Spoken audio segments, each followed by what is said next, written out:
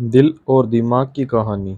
दोस्तों, मैंने कई सारी मोरल कहानियाँ पढ़ी हैं। आपने भी पढ़ी होंगी, लेकिन कुछ मोरल कहानियाँ ऐसी होती हैं जो बेहद ख़ास होती हैं, क्योंकि वह हमारे खुद के बारे में होती हैं। आज यह मोरल की कहानी आपको वही एहसास दिलाने वाली है, इसलिए इसे बहुत ध्यान से पढ़िएगा। एक शहर के पास एक जंगल था, जहाँ दो भिखारी रहा करते थे। उनके पास रहने के लिए कोई घर नहीं था, इसलिए जंगल को ही उन्होंने अपना घर बना लिया। किसी इंसानों के घर के पास रहने पर वो उन्हें वहाँ से हटा देते, इसलिए उन्होंने जानवरों के घर यानी कि जंगल में ही रहना मुनासिब समझा। स्वाभाविक रूप से वे दुश्मन की तरह एक दूसरे को देखते थे, क्योंकि वे एक ही पेशे में थे और दोनों में एक दूसरे से ज़्यादा बीक के पैसे जुटाने में प्रतिस्पर्धा थी। दोनों भिखारियों में से एक अंधा था और एक लंगड़ा था, और वे हमेशा अपने ग्राहकों, भीख देने वाले लोगों को लेकर झगड़ते रहते थे।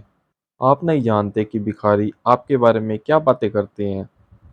उनके अपने ग्राहक हैं, उनके अपने क्षेत्र हैं। वे दोनों भिखारी लगातार लड़ते रहते थे। उन्हें एक दूसरे के कारण बड़ा संघर्ष और प्रतिस्पर्धा करनी पड़ती थी भीख मांगने में, इसलिए वो दोनों भिखारी सालों से दुश्मन थे। ये दुश्मनी ऐसे ही चलती रहती, लेकिन एक दिन जंगल में आग लग गई।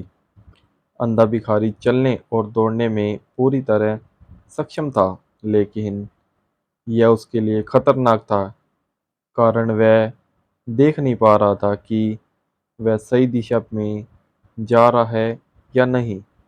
लंगड़ा आदमी सब देख तो सकता था, लेकिन अपने आप नहीं चल सकता था। वो आग को तेजी से अपनी तरफ बढ़ते हुए देख रहा था, लेकिन बेबस था, वहां से हिल नहीं पा रहा था।